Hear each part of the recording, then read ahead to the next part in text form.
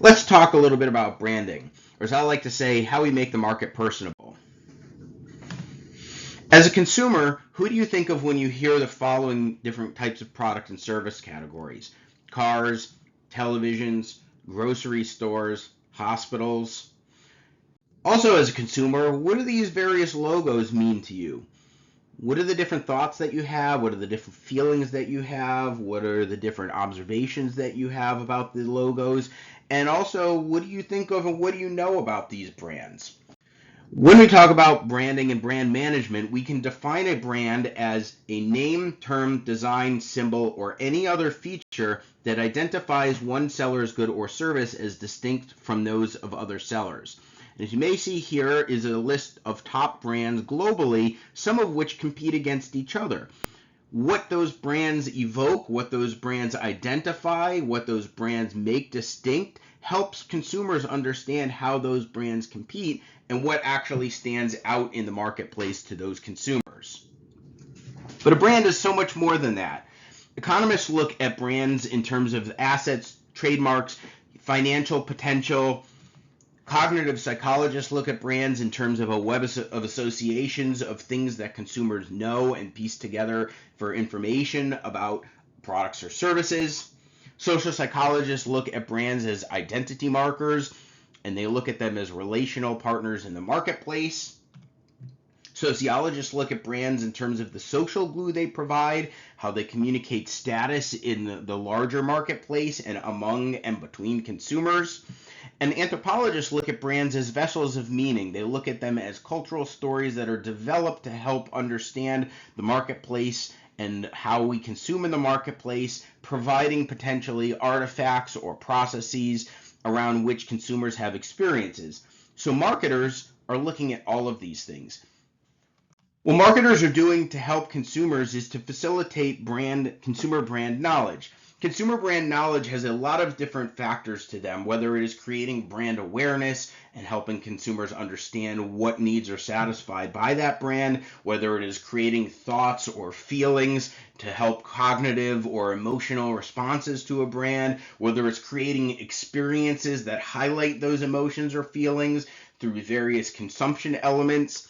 These things are all important because they help the consumers to understand and relate and identify what makes a brand distinct in the marketplace, so that way when they go to make a consumption decision later on, they have that information about the brand. So brands certainly help consumers to make decisions in the marketplace. By creating a strong brand, marketers are able to look at building what we call brand equity. From a more financial perspective, brand equity is the assets and liabilities that are linked to a brand. So where does this brand equity come from? Where does these assets and liability come from? Well, part of it is through developing brand awareness. The more aware consumers are of brands, the more it's helpful it becomes. Where does that come from? Where does that build? It builds what consumers know about the imagery. As we mentioned earlier, what logos do, what typefaces do, what the brand name is very important. But also understanding brand performance, what the quality of the brand is, how the brand is seen and perceived in the marketplace. And therefore, these things inform how consumers think about the brand and how consumers feel about these brands.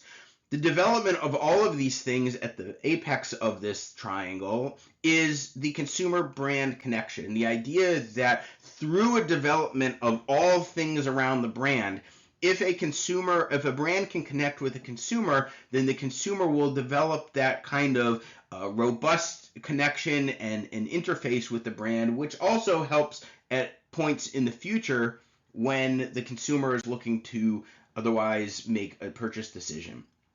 Obviously, this helps with brand loyalty.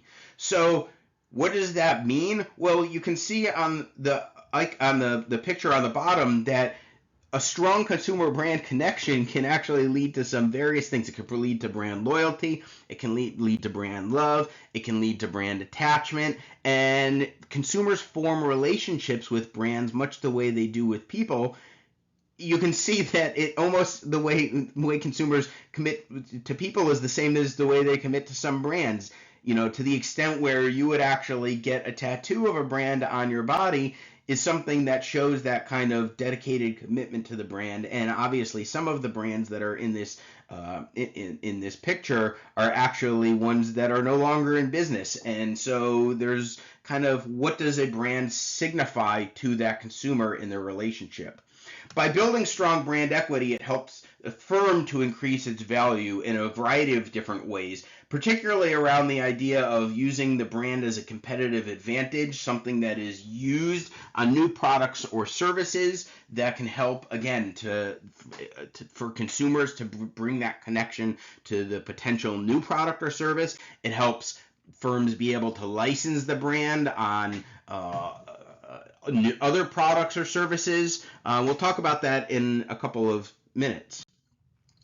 In the context of a brand portfolio, we're talking about the umbrella of brands that a firm might have to manage. So there is a strategic element of brand and brand architecture, and we'll talk about brand architecture in a second. Underneath the brand portfolio, underneath the umbrella of a firm's total amount of brands, we can identify a couple of different portfolio types. The first of them is this branded house, in which all the child brands use a parent brand. In this instance, Mass General Brigham, which was the merger of both Mass General Hospital and Brigham Women's Hospital in Boston, meant that the parent brand, Mass General Brigham, needed to be identifiable to all consumers who may have gone to various hospitals that were either Mass General or Brigham Women's, or also other hospitals that they had acquired over the course of years. So one of the things they do, and you notice here on the logos perhaps, is that they've labeled themselves as Mass General Brigham using the parent brand, but also showing the fact that they are Cooley Dickinson Hospital, that they are Newton Wellesley Hospital, that they have health plans. And so the combination of all of these different types of things means that Mass General Brigham is the most important part of this brand. The other child brands, various other hospitals and so forth, are leveraging that with the parent brand. So we call this a branded house. Second type of portfolio a way of perceiving this portfolio strategy is by looking at sub-brands. When we look at sub-brands, a child brand is loosely connected to the parent brand to boost a parent brand. So for example, in all of these instances, we see the parent brand of Apple Watch, but the dominant thing is not necessarily focused on Apple.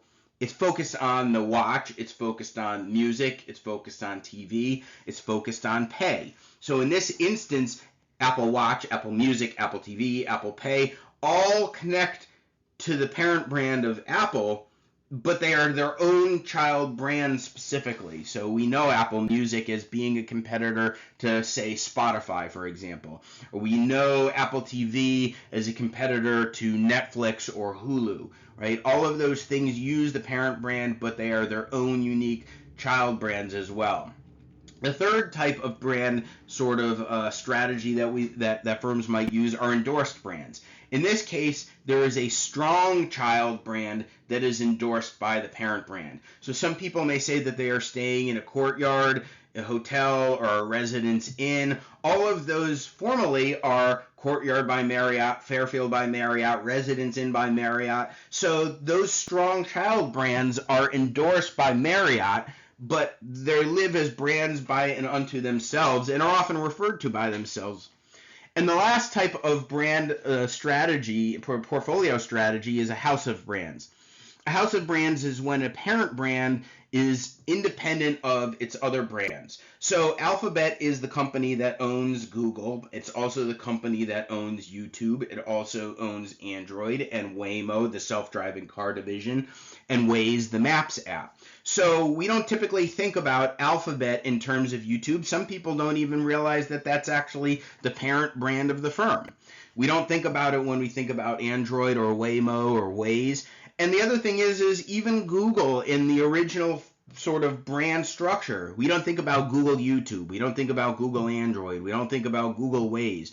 We just think about each of these independent brands as being able to stand by themselves. And so You may recognize in here that yes, there's a little bit of these strategies that apply in and across these firms. Certainly, we would typically call that type of strategy a hybrid strategy. So yes, Alphabet is the parent brand, and yes, Google is part of that, but Google is a parent brand to its own brands: Google Maps, Google Mail or Gmail, Google Documents or Google Spreadsheet or Google Sheets. All of those things are part of that hybrid that kind of hybrid strategy in which brand portfolio is made.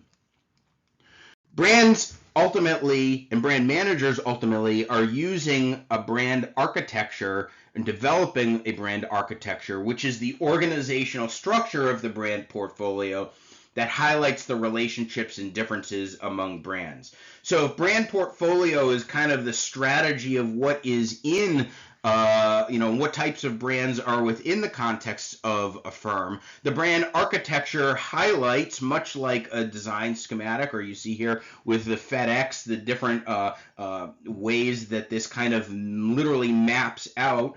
This highlights through those kind of maps what actually is happening across and between the different brands in the firm. Now, this all leads potentially to different types of branding strategies.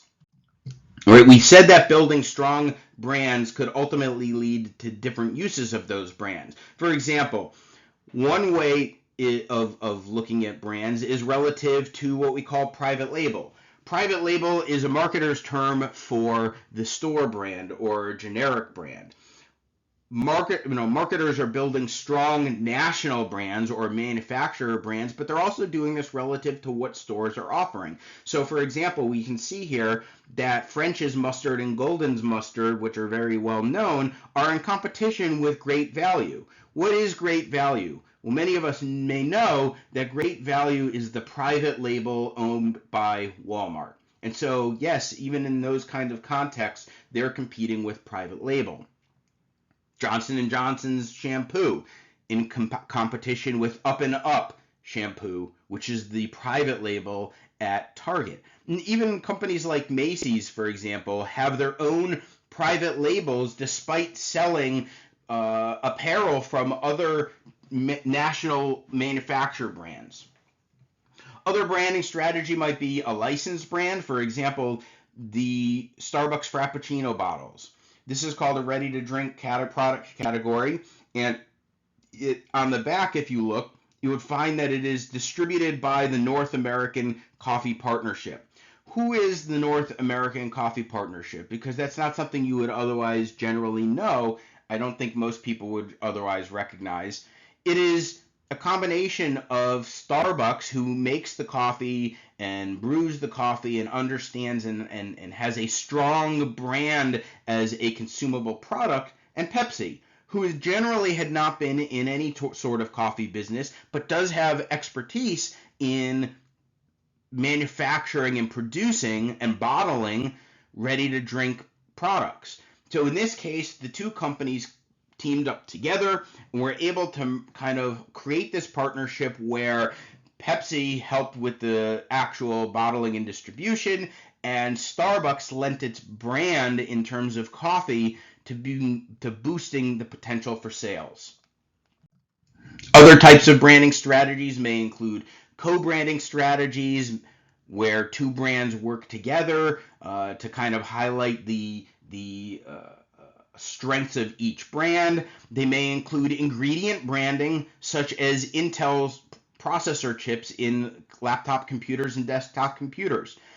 Intel is probably one of the most famous cases in ingredient branding, because prior to Intel having itself having computer manufacturers put their stickers on computers, nobody really would know what the processor of a computer is, why it's important, what it would do for the computer, or anything of that nature. But by highlighting itself and what it was doing and making sure that computer manufacturers were highlighting the importance of a Pentium 2 chip, or at this point, a Core i5 or i7 chip, that would help them stand apart from other computer manufacturers and give consumers more choice. As well, it separated itself from one of its main competitors, AMD. So now this becomes an element where you buy a computer knowing who the manufacturer brand of the computer is, but you also know who makes and manufactures the processor inside your computer.